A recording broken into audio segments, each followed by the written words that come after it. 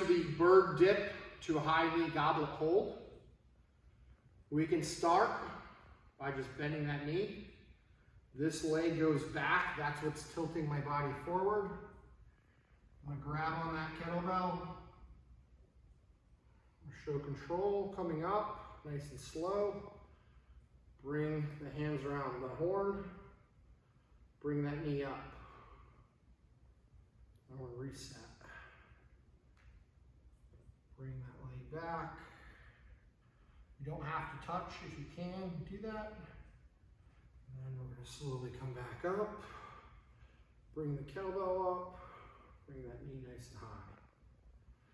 You could practice this or reduce it down to more of a staggered leg, so we're very light on here.